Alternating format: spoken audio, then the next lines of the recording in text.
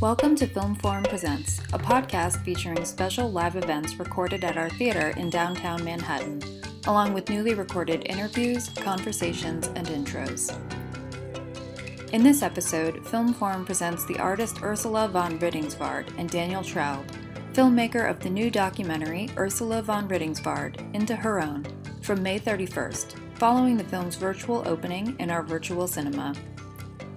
But first, our My Film Forum segment, where we hear from you, our audience, about your favorite memories at our theater. This week's submission comes from Marshall from Manhattan's Upper East Side. Hi, my name is Marshall Schaefer. I'm a Film Forum member and avid attendee.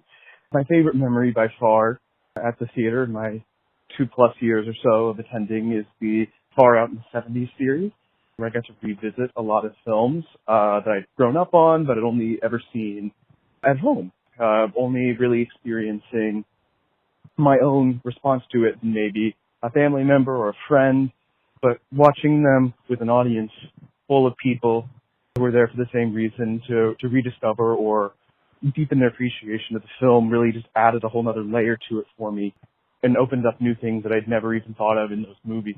And it was really just such a special experience, and I can't wait to have many more of them whenever all of this is over. Best of luck to everyone out there, and stay safe. If you would like to share your favorite Film Forum memory, we'd love to hear from you. What movie, series, event, or other happening made you love our cinema or value the communal movie-going experience? You can either record a voice note and email it to ffpresentspodcast@gmail.com or call 760-933-7082 and leave a voicemail. Again, that's ffpresentspodcast@gmail.com or call 760-933-7082. Please keep your submissions to 1 minute or less. If you would like to be attributed, please say and spell your name slowly and tell us where you are calling from. Up next, a Q&A with Ursula von Rydingsvard and filmmaker Daniel Traub. Von Rydingsvard is one of the world's greatest artists and one among a small group of women working in monumental sculpture.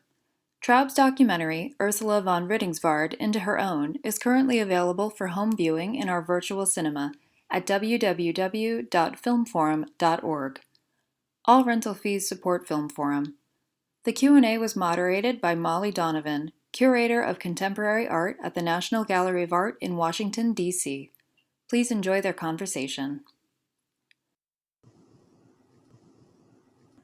Our guest moderator tonight is Molly Donovan. Molly is curator of contemporary art at the National Gallery of Art in Washington, D.C. Her acquisitions for the National Gallery of Art have reshaped its collection to include more living artists, particularly women and people of color.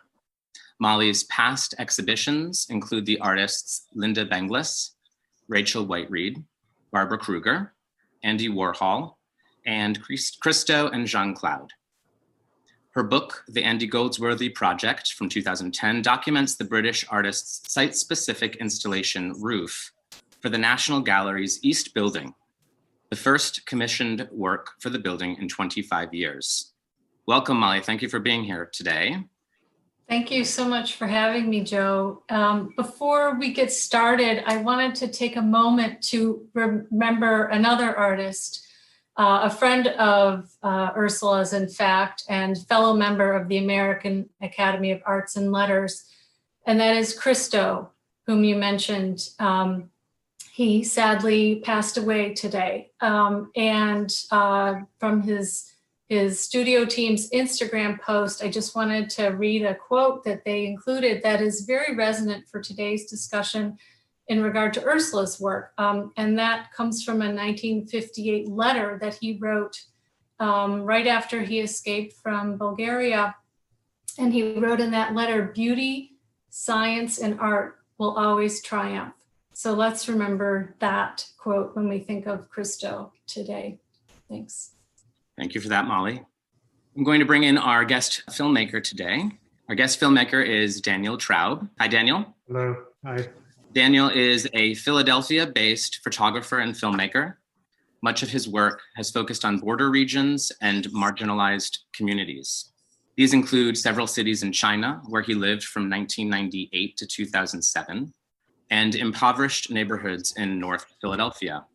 As a filmmaker, Daniel has directed documentaries, including the feature-length Barefoot Artist about Lily Ye and her collaborative artworks in war-torn communities, and Zhubing Phoenix, which highlights the condition of Chinese migrant laborers.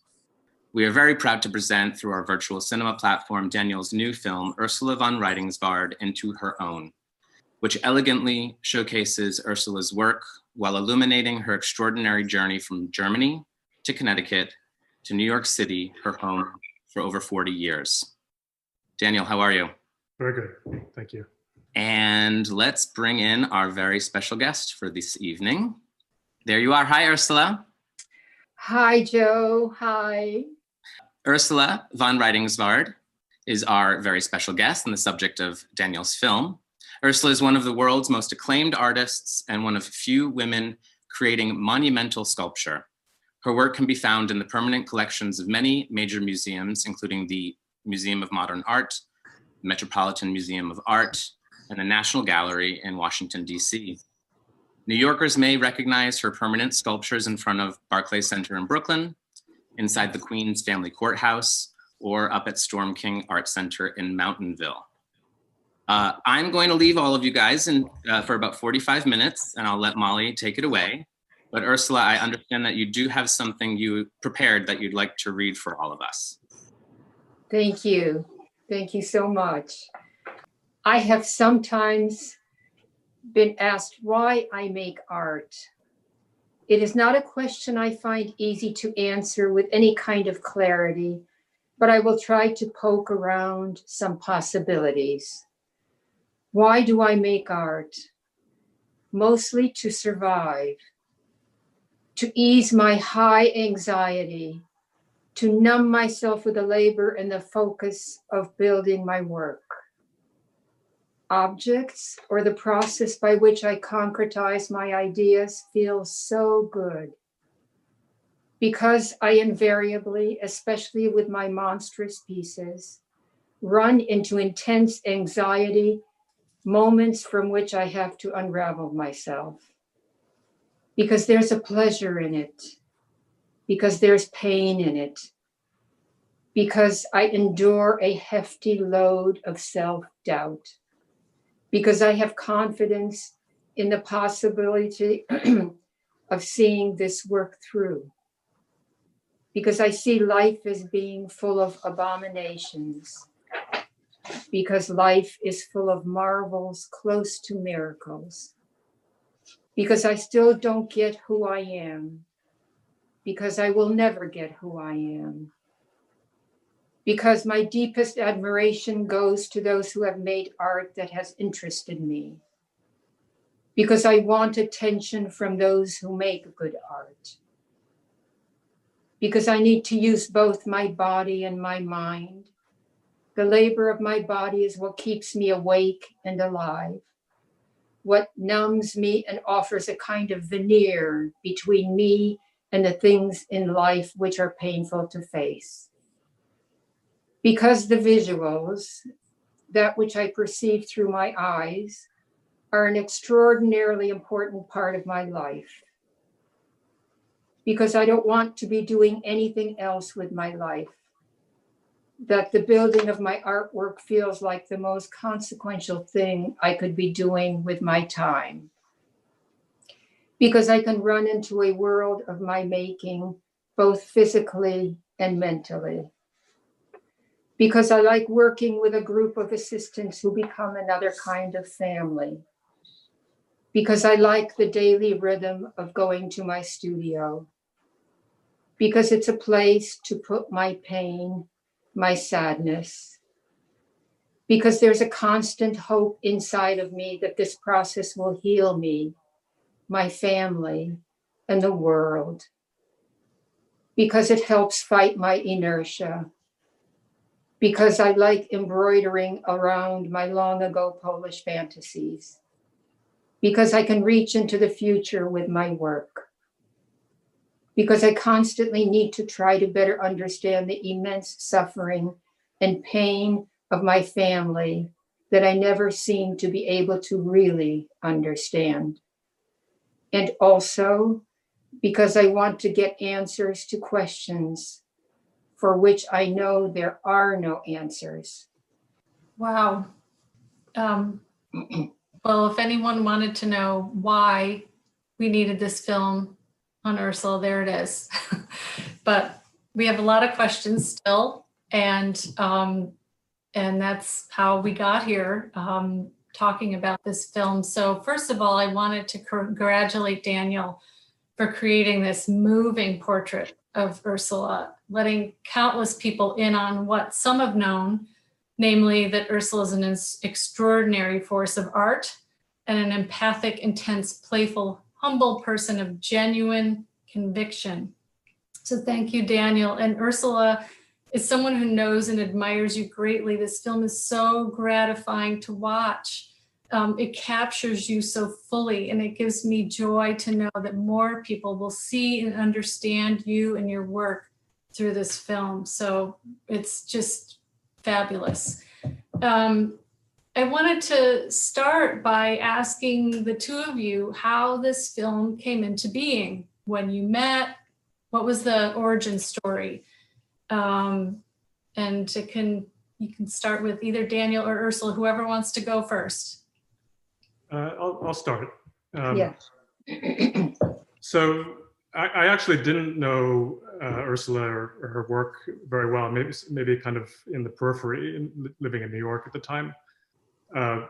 But she saw another short film that I made at Mass MoCA called Shooting Phoenix.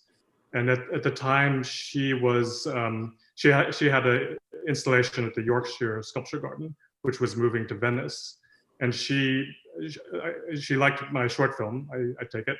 And she asked, or she suggested to Yorkshire that they commission me to make a short film about the Venice project, which happened a few years ago. So I did that. I made about a 10-minute film that documented the movement of her work from England to Venice.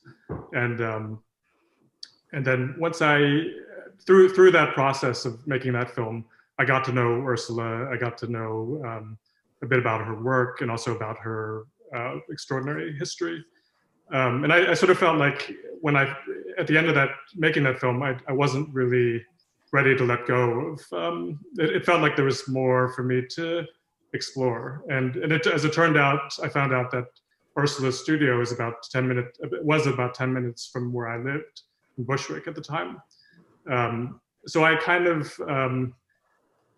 with her blessing, started to explore the idea of continuing to film, partly because it was close by, and it felt like there was a reason, or I had an interest to kind of continue.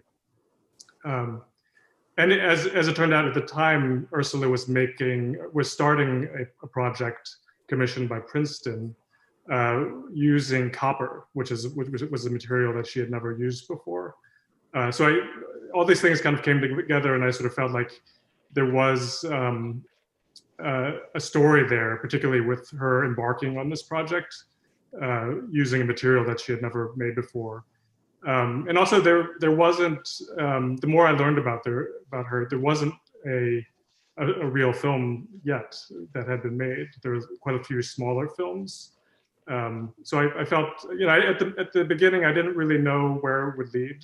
I didn't know it would become a bigger film, but I decided to kind of start and see what would happen. And I would just kind of go to her studio once or twice a week and sort of poke around and see what was happening. And I think gradually we got to know each other and came to an understanding. And I think Ursula also wanted to have that piece, or she was eager to have that piece documented.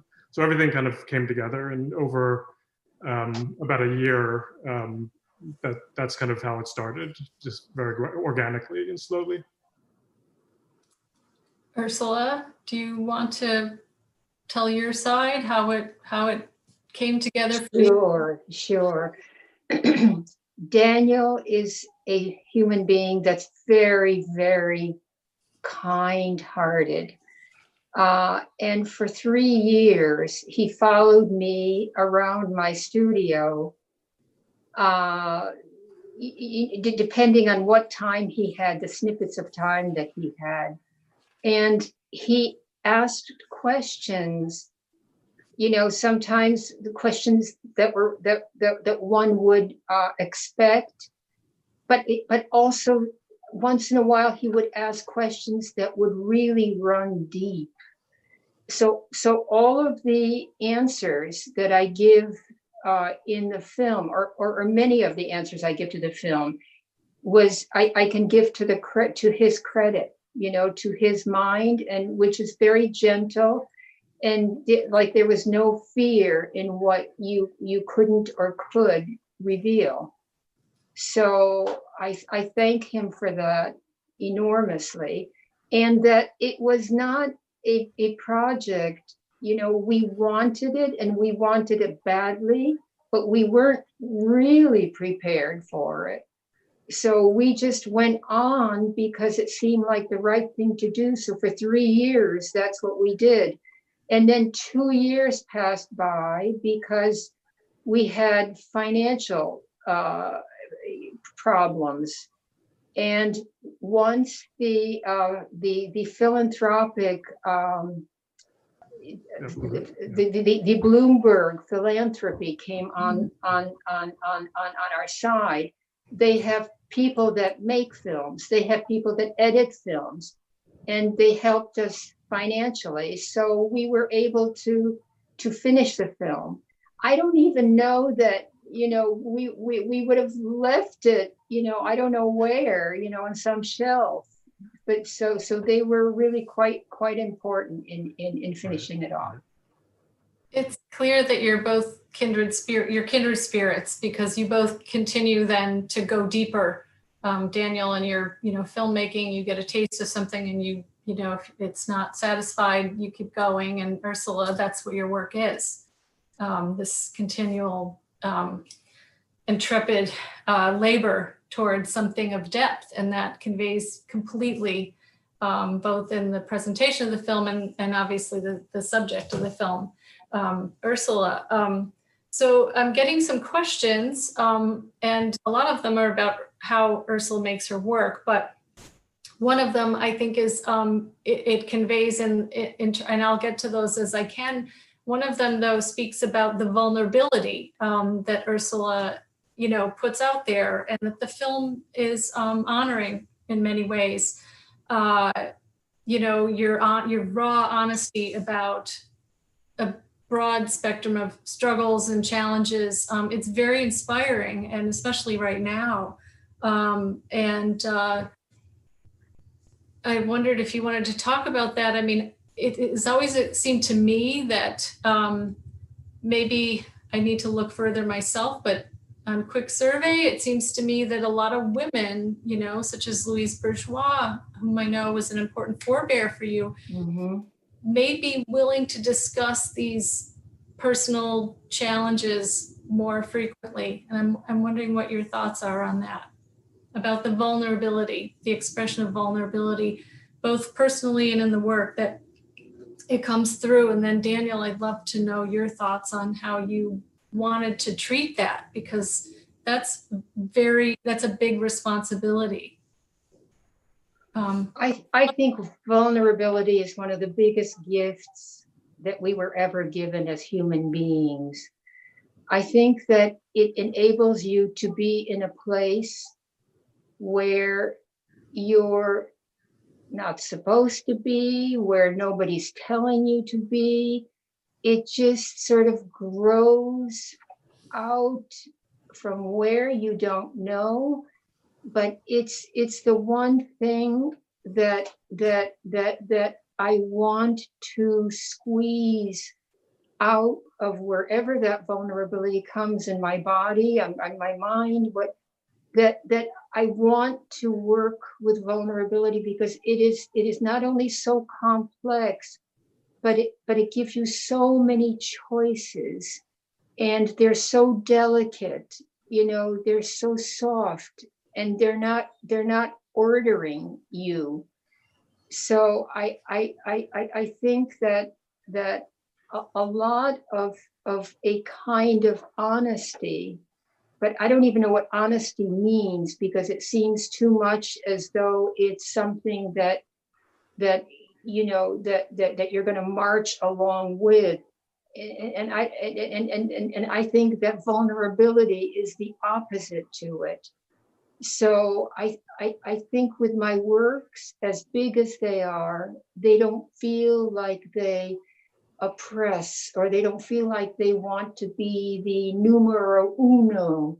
You know, they're about something else. And in your great essay that you wrote for my book for the England the England show, Yorkshire Sculpture you Park. you Yeah.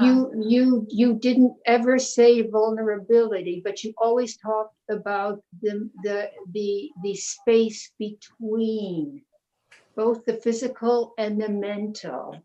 And Yeah. to that space, one could put in so much, you know, and but you don't have to put anything in, you know, that their rules are very different in those spaces than they are outside of it. It's not like being in front of a red light and then crossing. Right. I think I used the word liminal. Yes, This kind of threshold space. yes.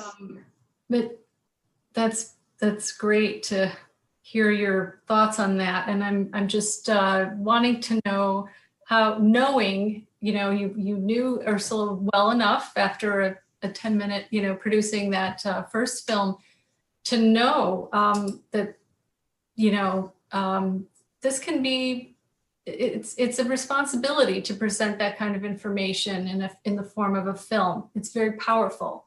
So how you went about handling that?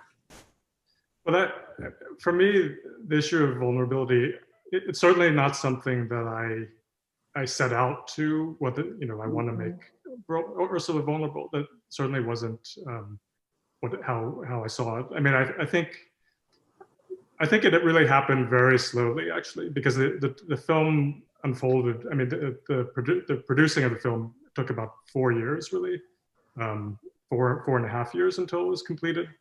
And I think it just slowly getting to know Ursula. I think Ursula trusting me, and just kind of just the day-to-day work of making the film.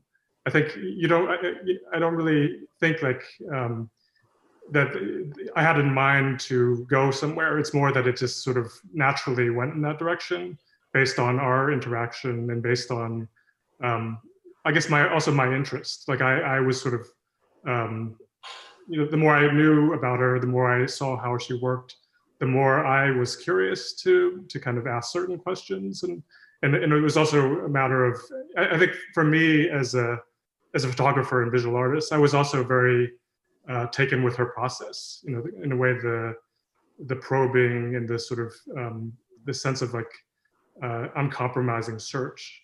And I feel like that kind of work in itself leads to a kind of vulnerability, because you're really looking for something deep inside of you, which, you know, I don't think, Ursula, I don't think you think of it as vulnerability either. It just kind of comes out when you're really probing into something.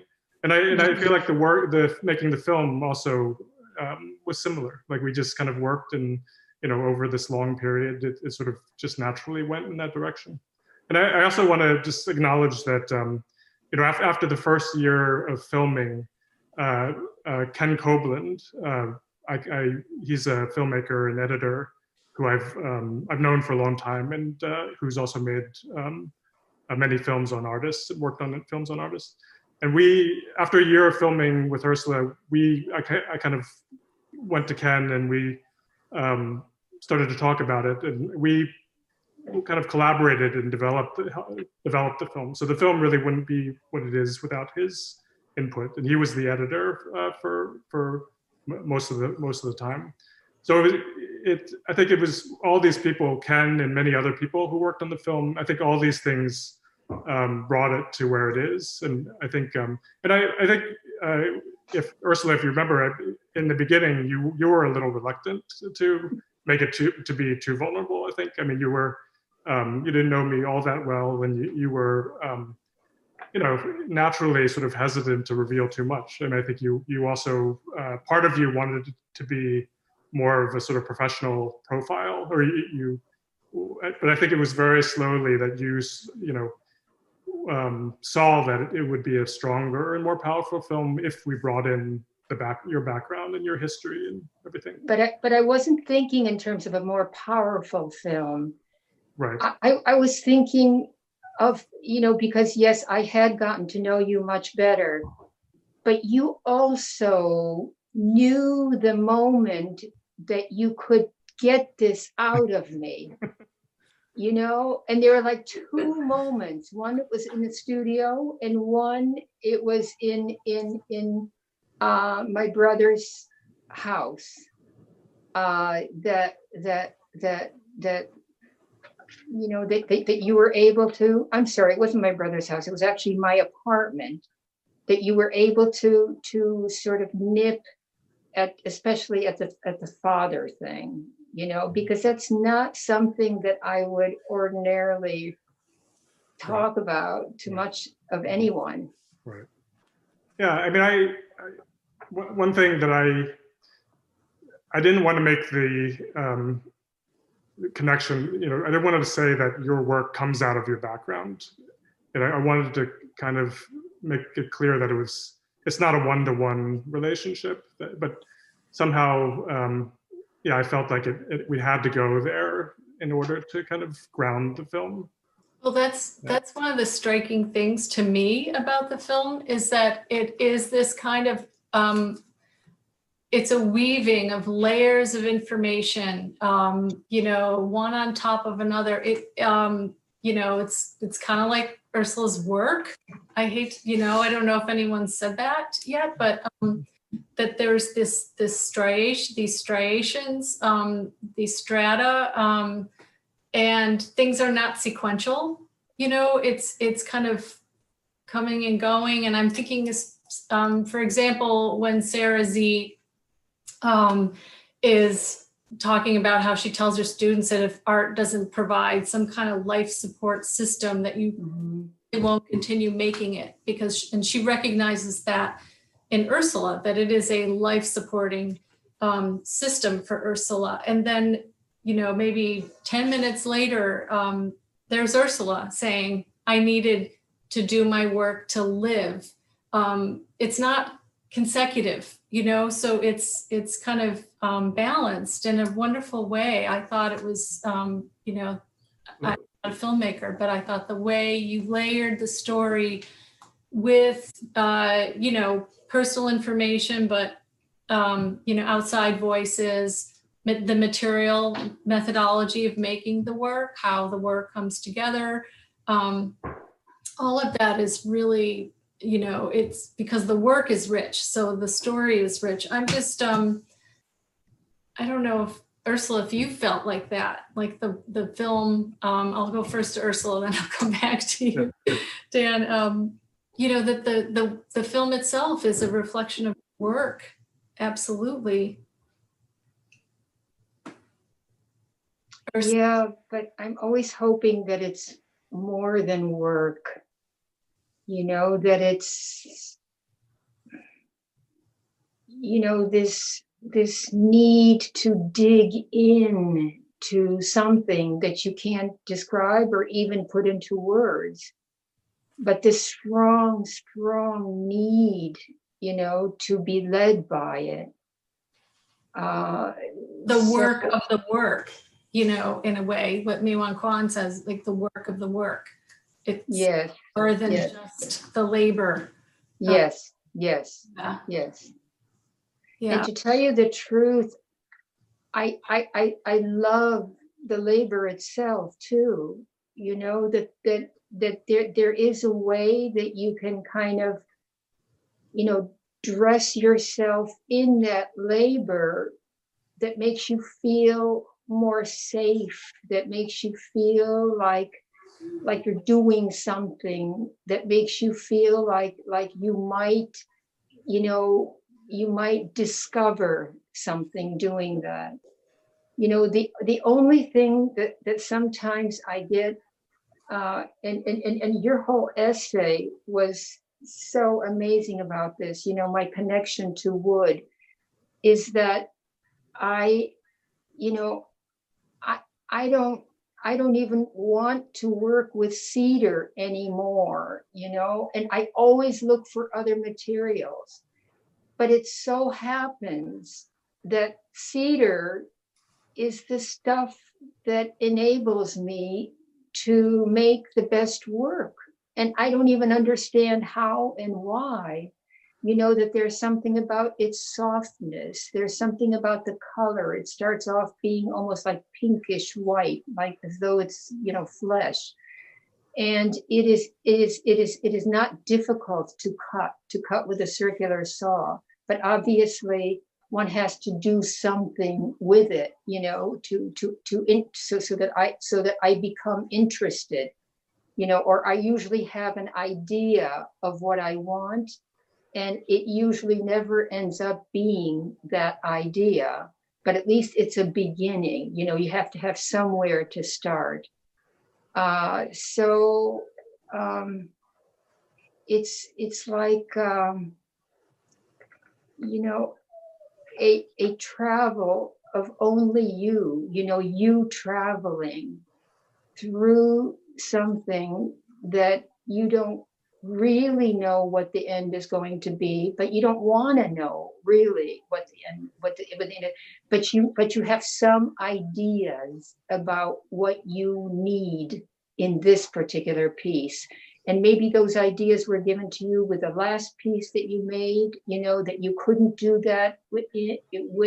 So it's really, you know, I keep saying to myself that it's such a privilege, you know, for me to have that kind of freedom in my studio, you know, that I really can say what I think I need to say.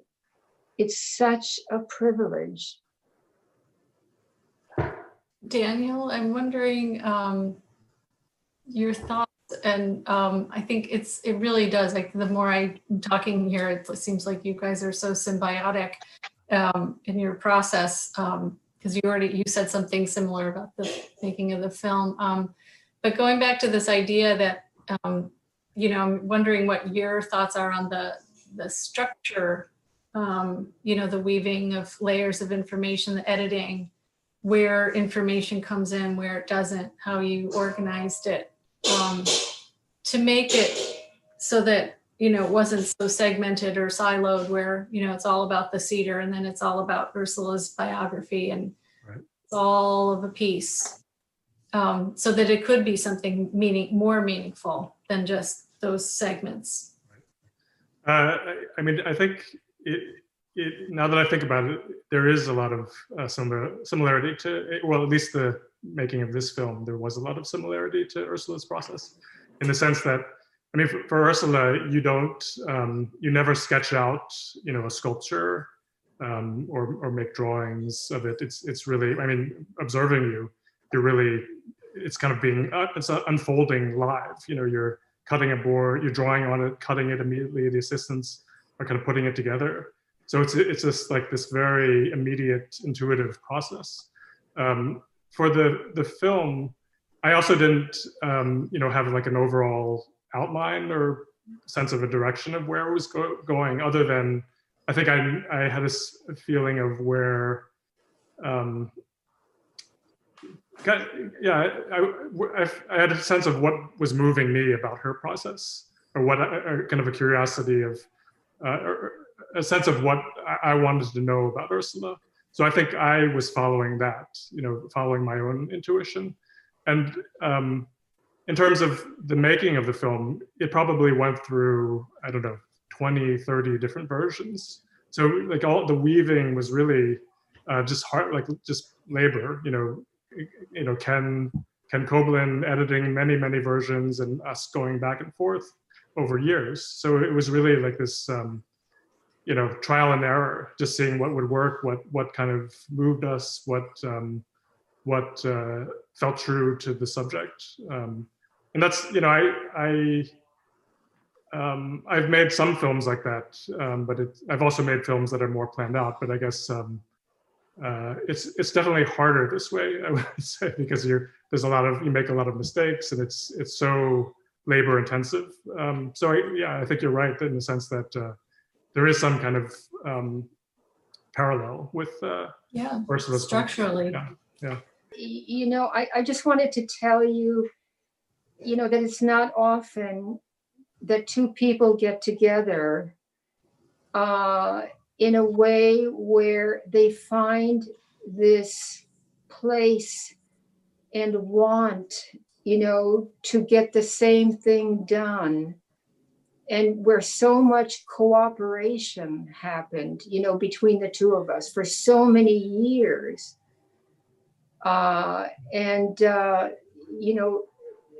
The kindness and the generosity that you gave to this film, I'm so grateful to.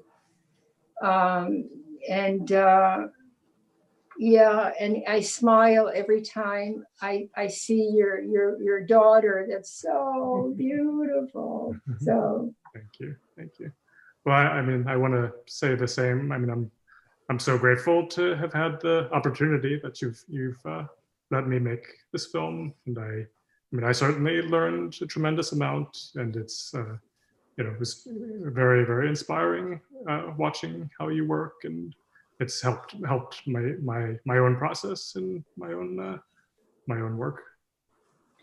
And I will thank also my brother that I love so much, and he's like my guide in terms of values in life, so I want to thank him as well. He's kind of the second star of the film. Yes. He's incredible. It was really fantastic getting to know him too. Yeah, it's lovely to see him. Okay, we still have a little more time for questions, but I wanted to make sure to get that in. Have you each have the opportunity to talk to one another. Ursula, what was it like to think about the future of your work as an early career artist? Do you have a vision for how you wanted the work to evolve? And the same question can go to me. No, all of these things about theories and visions, I just can't get into. You don't know ahead of time what you're going to want, or I don't. I'm as I start working on it is what gives me more clues, what gives me more, lets me know more of what it wants. And I never thought myself of being in any group, in any style, but I'm sure I must have a style. And I've certainly learned a lot from abstract expressionists. I've certainly learned a lot from many, many, many other movements. And I think what I really like about this time in the art world is that it's so democratic in so many ways. And it's not just that we have, people from all over the world, that we're embracing, but all the styles are being embraced. So that when I went to Columbia University, it's like the minimalists ruled, and anybody who made a figure, you could die before you had a show in a gallery. It was so no, and it was all these kind of rules about what is good art, and it really pissed me off. It was very a very hard moment, because I think sort of in an opposite way. But there is Saul LeWitt, who is a huge sweetheart, and that he has humor in his work. He has, things that are light, things that feel the colors, that feel so welcoming and so happy. So, there of course were exceptions, but Yes.